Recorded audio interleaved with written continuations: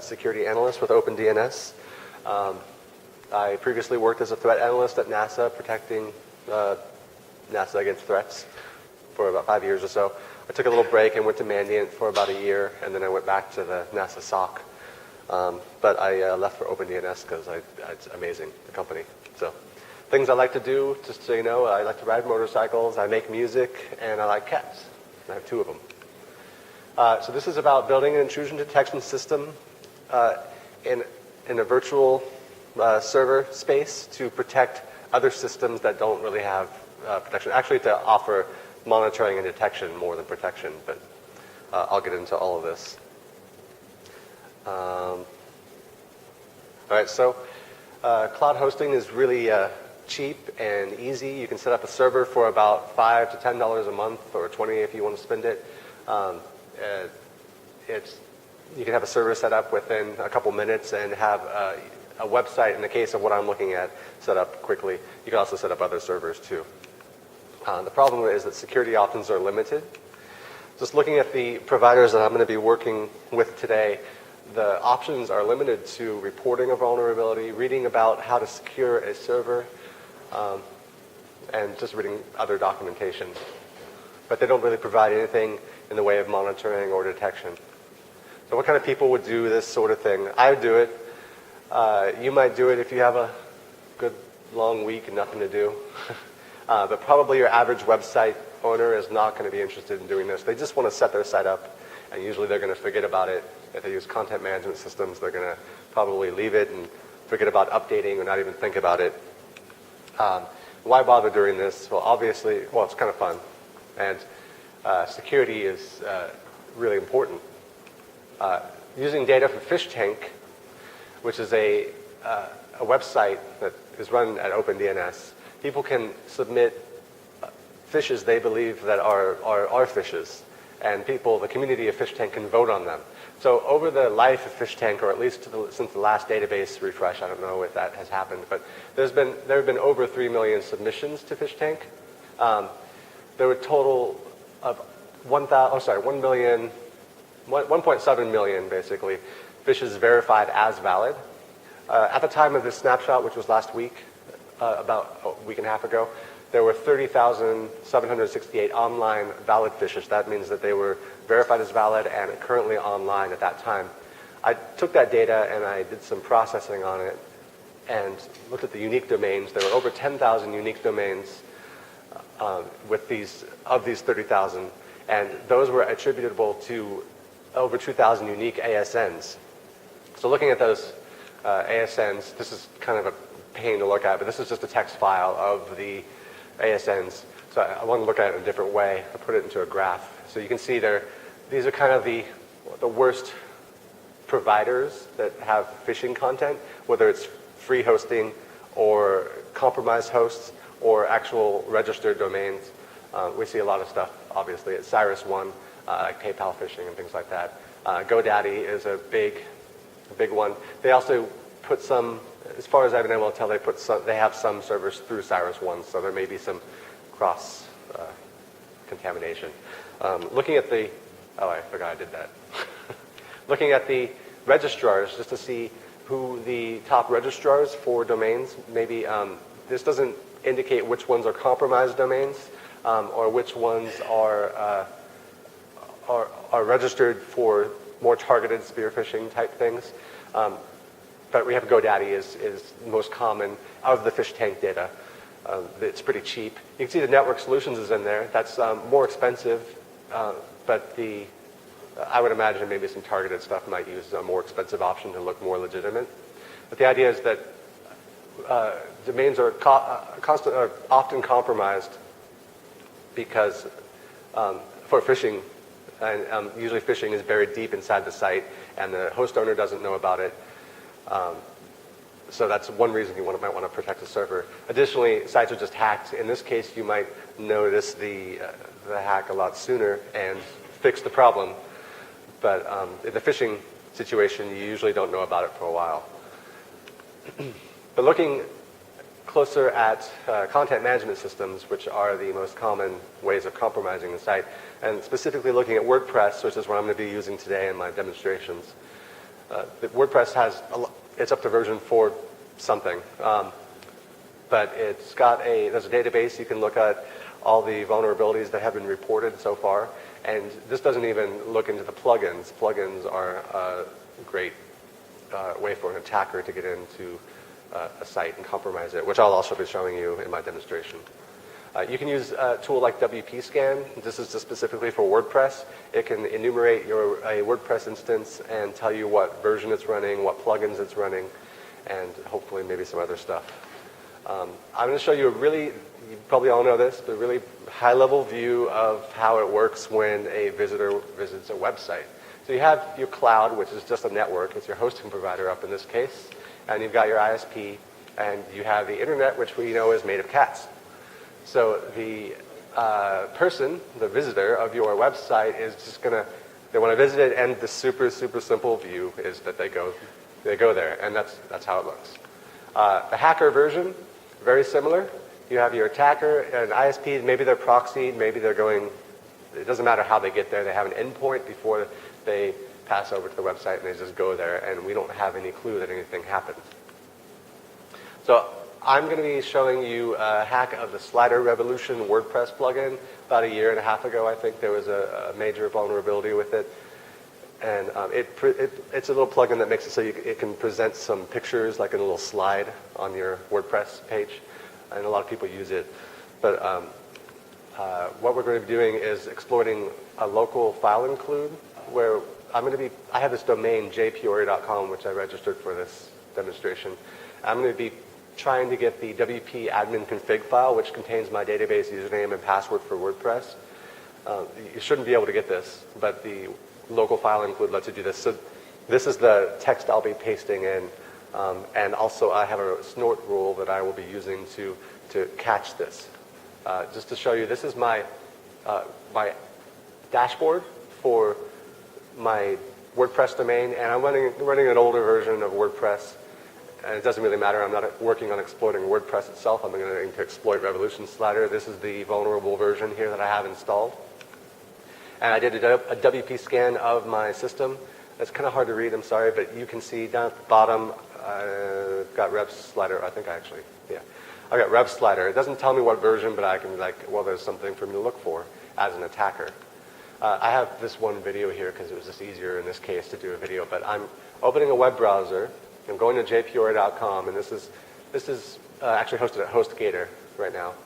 I'm pasting in that field that you saw before, and I'm going to press enter, and when I do, what I would like to see is a download of a text file, but I got a not acceptable message, a message from Mod Security, which is an Apache module to do some security features.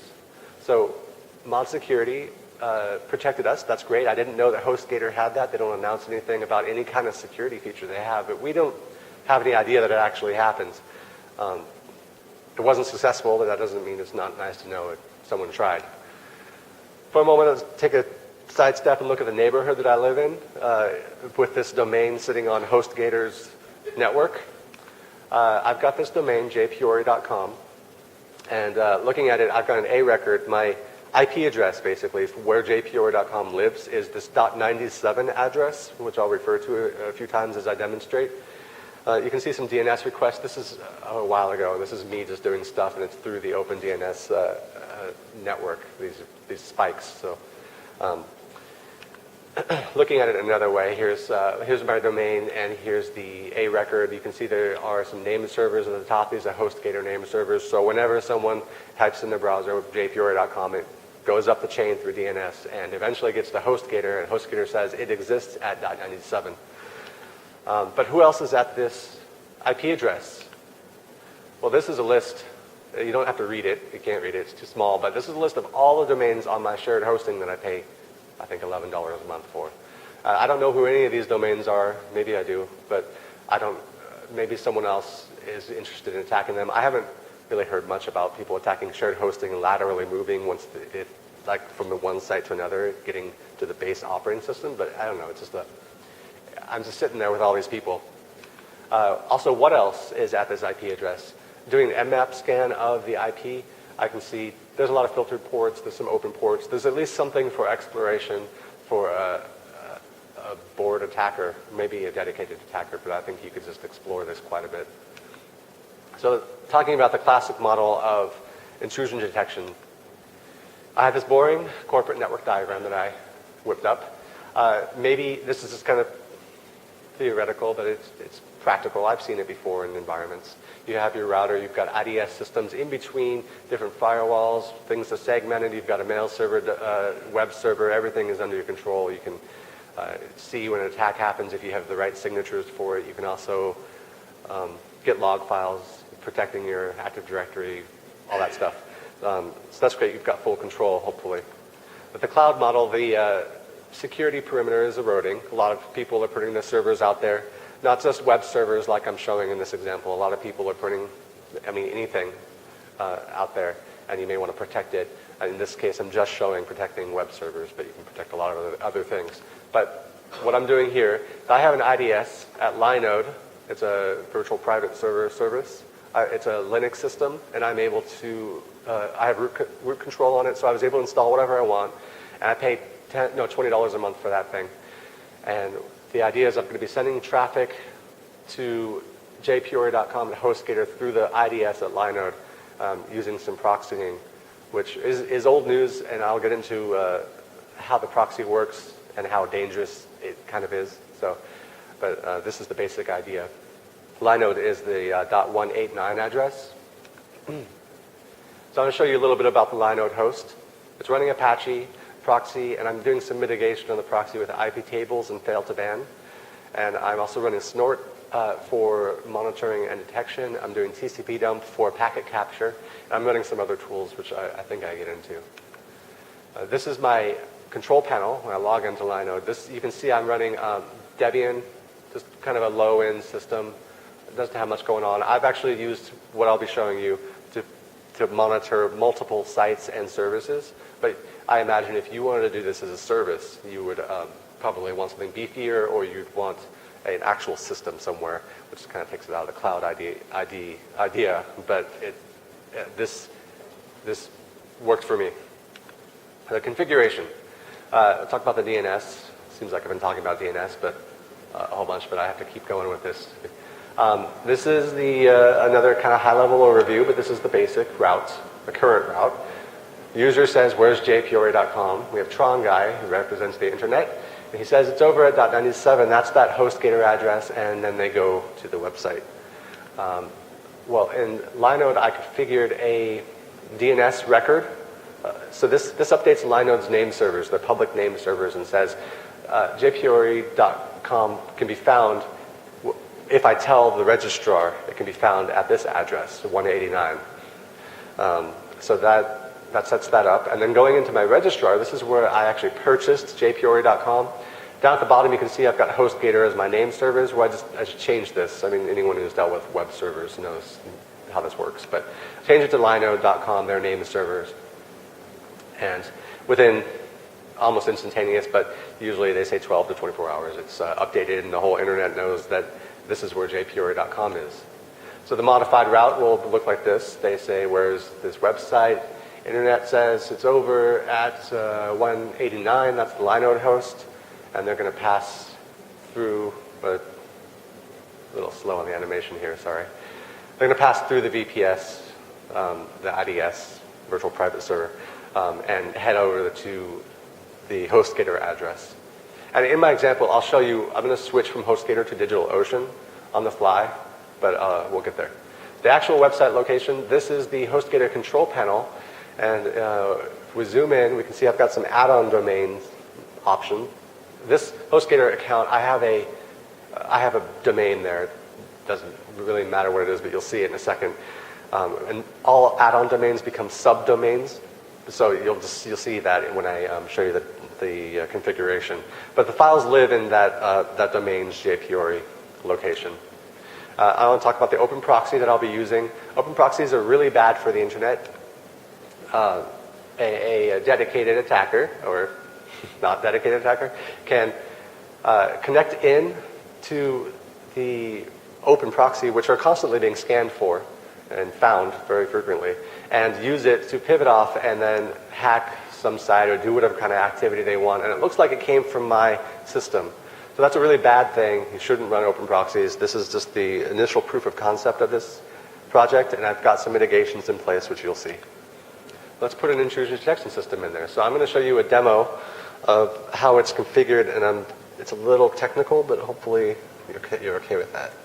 I have some cheat sheets, or a cheat sheet over here for me to make it a little quicker. But I have some shell scripts that log me into my servers. So this is me logging into the IDS at the very top window. You can all see that, I guess. Okay. Looking at the Apache config file, I'm listening on port 80 and 443. 80 is, for now, I'm just working more with port 80 HTTP traffic because most of the attacks are going to be over HTTP, but I'll get into other protocols later. Anything going to jpyorre.com, port 80, will be sent to this subdomain. This is what I mentioned before, jpyorre.absentfaith.com. I also have a 443 SSL site for the, I'm using Snorby to look at alerts as they happen, and you'll see that too. And then looking at, this is the proxy conf file. This proxy requests on is what makes it so that it's an open proxy, so that's bad. But in the case of this, it's good. And I'll show you IP tables, the rules I'm going to use. I'm not going to go too much into IP tables, but let me go in as a more privileged user. Right now I have no rules. Oh, I have some rules from last night. I was testing. So I have no rules in my IP tables. I'm going to add some. I'm going to add an output, an input. These will allow traffic to and from the HostGator server, the .97 I mentioned before, and also a reject at the end that will reject all port 80 traffic to anywhere else, making it so it's not a usable open proxy. It's still able to be checked, as I will show. So I'm adding the output chain, and I'm adding the input chain, and then the reject. And then if I list it again, you can see I'm allowing HTTP traffic in and out and rejecting the rest. So it's kind of difficult to follow the line breaks, but and then I'm going to start Apache. And we're going to test the open proxy. I'm going to show you how it works. First, I'm going to run a streaming TCP dump session. It'll be kind of noisy, but you'll just see stuff happen. And I'm going to telnet. On the bottom window is my local system right here. I'm not connected to another server outside. I'm going to telnet to jpyorre.com, port 80, and I'm going to actually try to get what I'm supposed to be able to get at this subdomain. Press enter a couple times, and in a second we'll see it pass through. You can see down here at the bottom, proudly powered by WordPress. So I got the index page. That's great. That's the way I want it to be. But let's try again real quick. We'll telnet again. And we're going to try to use my sorry. We're going to use my telnet session to that's going to cancel me out. Okay, we'll telnet again. We're going to try to use this telnet to get the index from yahoo.com. Maybe. Okay, there we go. And we wait, and we get this error. Oh, actually, we didn't get the error. Maybe my IP tables is not in effect. 1 second. Demo gods strike. I think let me do my reject again.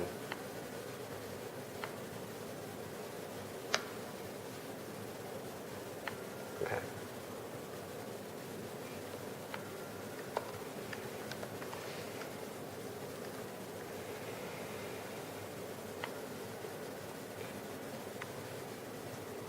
Sorry about this. Let's try that.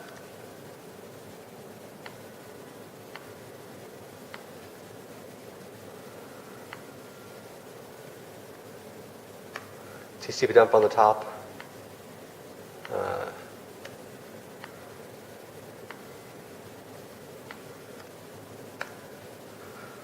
damn it. Well, normally it blocks it. I'm not going to worry about that because that's not the point of this talk. The demo gods is just not working with me today. I've been having good luck lately, but anyway, I'm going to go ahead and attack my site so we can actually see it in process.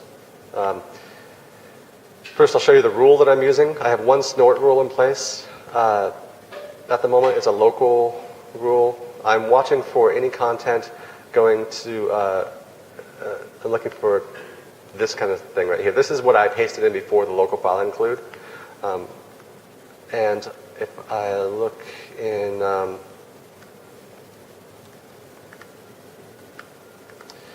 this directory, I've got just this barnyard2 Waldo file. I'm going to have unified files appear as snort is running. It saves it to a binary file, and then I'm going to use barnyard to insert that into a database, which we'll review. So I'm going to start snort. I have a script that I wrote that does that for me.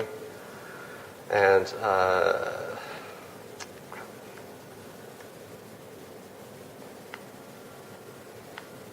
open proxy thing bothers me. Sorry. All right. I'm going to connect in on the bottom window again to the IDS. I need to start a TCP dump session that will save packet capture.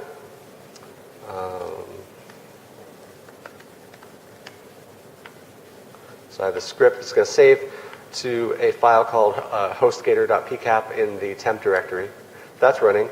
I'll show you the last alert that we had at this is going to be Snorby, which I'll be logging into in just a moment. And while that's waiting. So this is jpyorre.com hosted on HostGator. Here's the Snorby dashboard. Over here you can see, these are my alerts. I've done a lot of testing on this. I did this last night, so I've got something from yesterday. So that's the last alert that we have, though. So over here on jpyorre.com, I'm actually going to paste in that same thing that I showed you before. And we get that mod security error that we showed before. Now going back over to here, I'm going to stop TCP dump. I'm going to stop snort. And let's take a look. You can see I've got a unified file right here. It's 621 bytes, so it's got some data in it.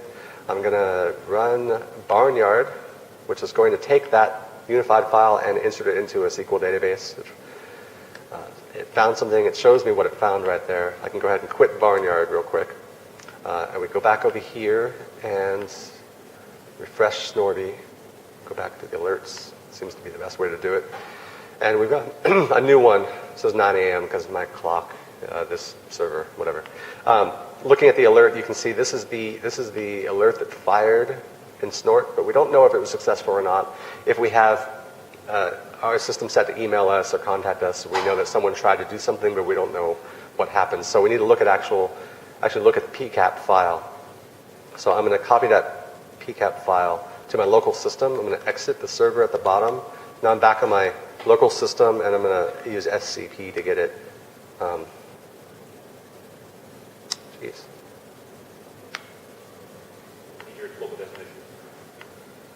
Thank you. It's like there's no, oh, yeah, thank you. And looking at this HostGator PCAP, we can filter it on HTTP traffic. Let's see, let's try.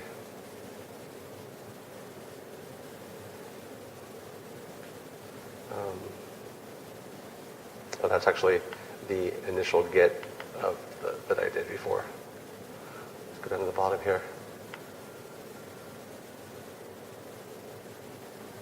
We get the not acceptable. Well, this is part of it. In this traffic, I can see that they aren't successful. There's one of these lines is going to have the mod security error in it. I won't show you that because it's not as exciting as the next one where I'm actually successful attacking it. So go ahead and quit Wireshark. And now we're going to go back to the demo, or back to the slides. All right, so we're going to try another hosting provider. This time we're using DigitalOcean, and we're going to succeed in the attack. In this case, I am changing it to DigitalOcean The changes are going to be made on the IDS, and the traffic will flow the same way. I'm not going to change the registrar. That's going to stay the same. And I have set up, this is my DigitalOcean control panel. I have set up a local DNS zone telling DigitalOcean's name servers where my domain is. This doesn't matter because I didn't actually change the registrar's DNS. I just did it just because. But this is the address we will be working with. I'm actually going to be pasting this directly into my Apache config file to proxy it over. So the .32 is the address. So here's another demo. This is a little bit shorter demo, but we will actually see the attack. I'm going to modify IP tables. Now, I don't have to flush the IP tables, but I'm going to. And I'm going to add the stuff for DigitalOcean, the .32, an output, input, and then the reject for everything else. I can just keep adding rules, though, as I have more sites to protect or monitor. Now looking at IP tables. Oh, I just flushed it.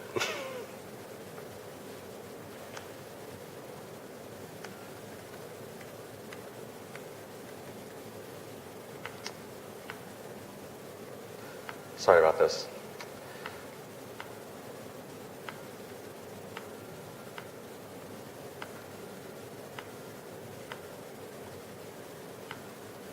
This time I'm going to show you it. I'm not going to flush it. All right, I have this input-output for .32 and the reject for everything else on port 80. And I will modify my Apache config file. I'm going to change this. This is going to go now to the IP address for DigitalOcean.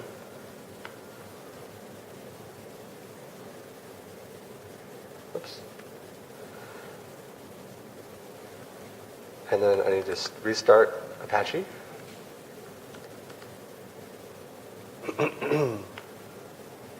And then looking over kind of the bottom window, I'm going to log into my DigitalOcean. Sorry.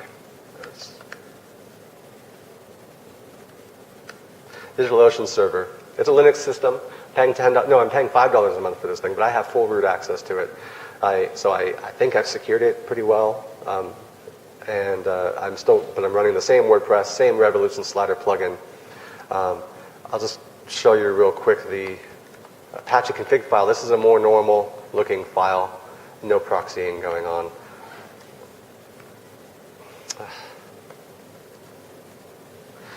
So I have anything going to this IP address. I could have also set this up as a domain name, but to port 80, we'll go look for the files in var www.jpyorre. And then I'll show you real quick the files in here.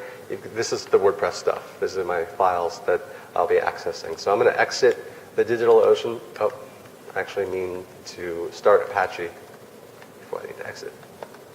So I'm starting Apache on DigitalOcean so it can serve up those files for me.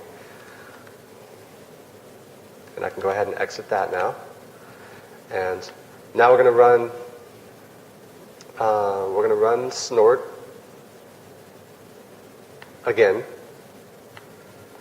Starting snort on the top. On the bottom, I'm going to connect into my IDS again and go in as root. And I'm going to start the PCAP file for DigitalOcean. It's going to DigitalOcean.pcap, which we will look at after I'm done. So that's running.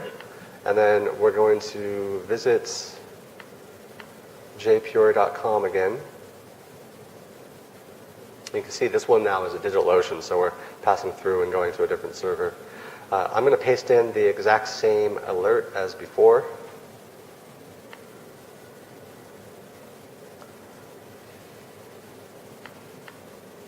Now, this time when I press enter, we will actually see it successful. It's going to exploit RevSlider. And we get this pop-up asking us to download a file. Let's go ahead and save that file. And then we'll take a look at it. This right here is, sorry for the, I don't know if I can, oh, you can kind of read it. You can read it okay? Okay. You can see here's my database username right here, WordPress. My password is hello there. So this is great for the attacker. They've got my database information. It's a good starting point to compromising my website.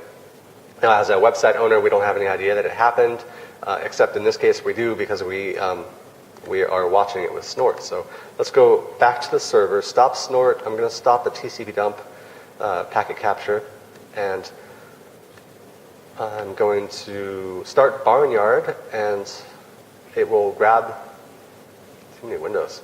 It will grab that file again, the newest one. It keeps a database of what it has seen and what it hasn't seen. So it found an alert. I'll stop Barnyard, and I'm going to grab that packet capture file.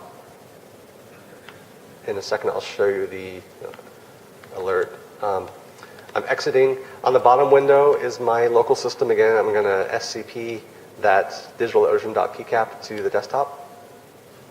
And then I'm going to go back over here to Snorby, refresh it.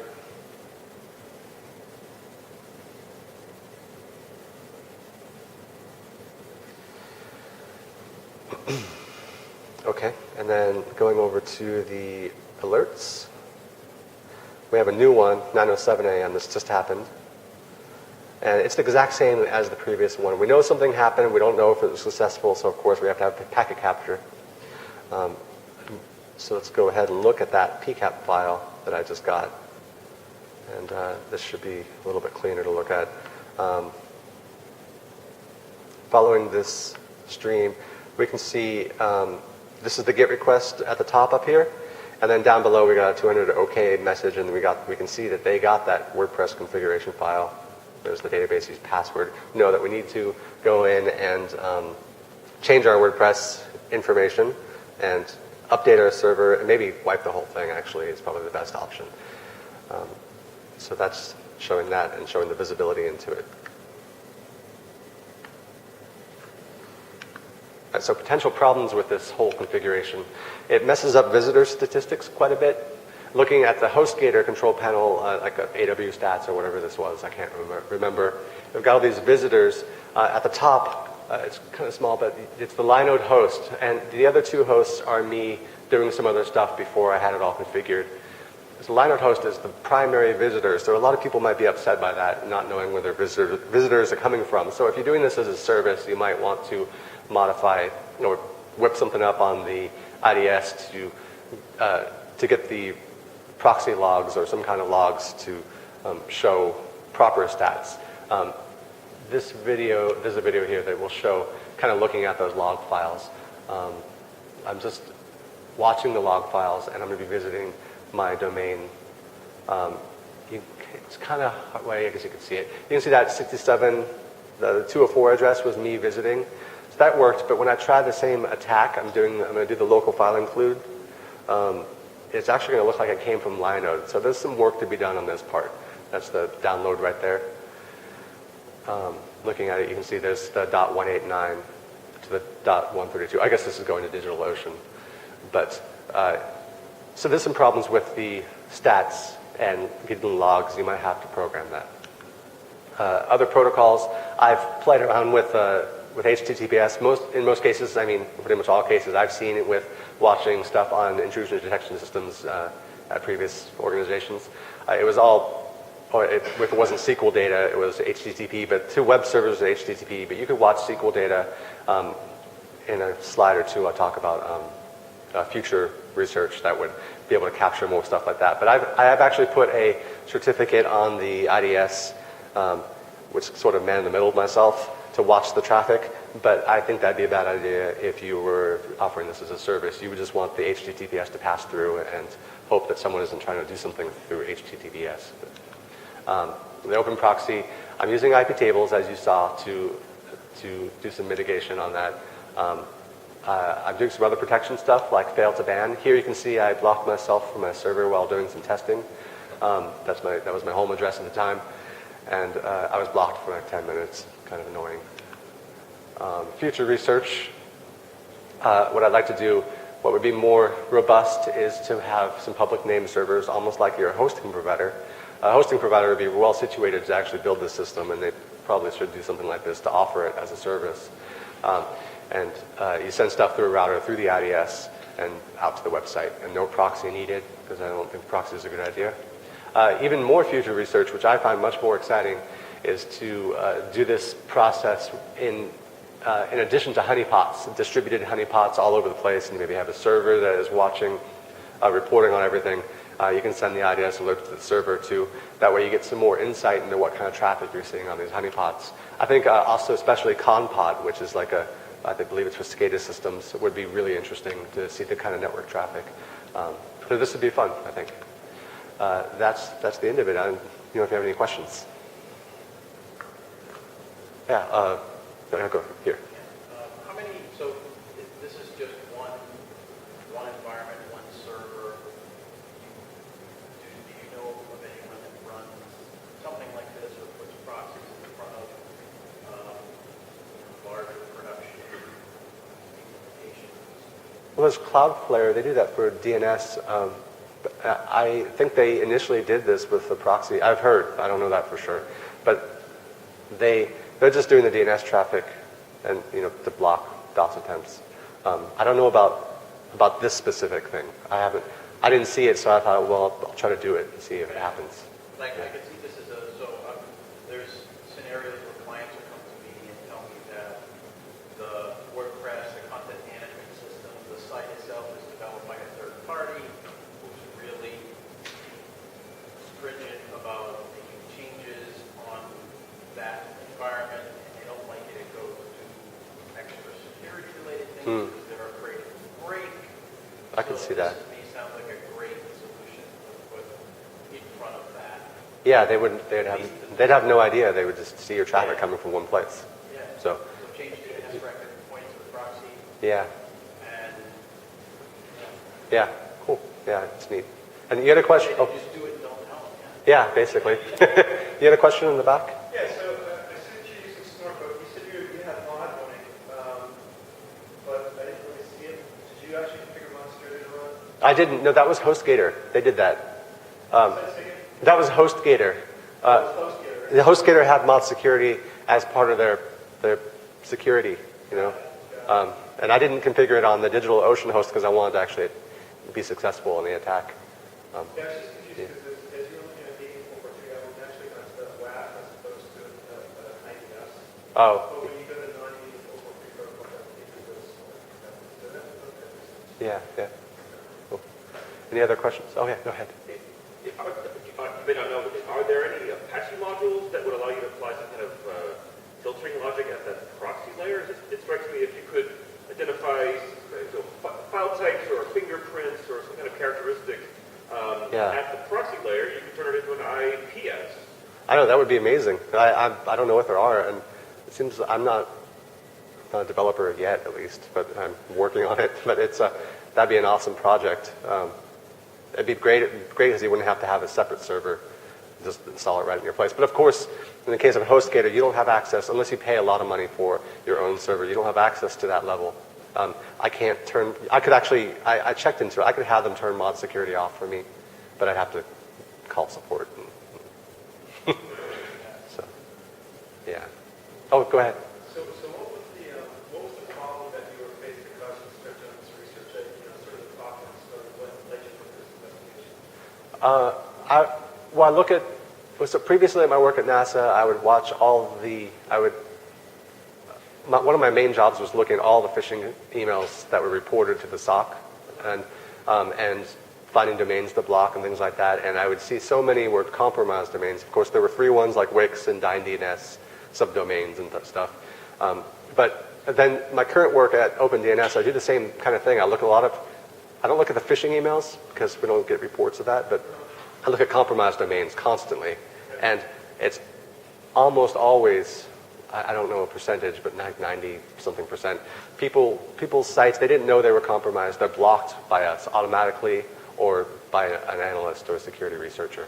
And they have no idea they were compromised. So I figured there's got to be some way that people could protect or at least see when they're compromised and have some proof and have some way to tell who did it.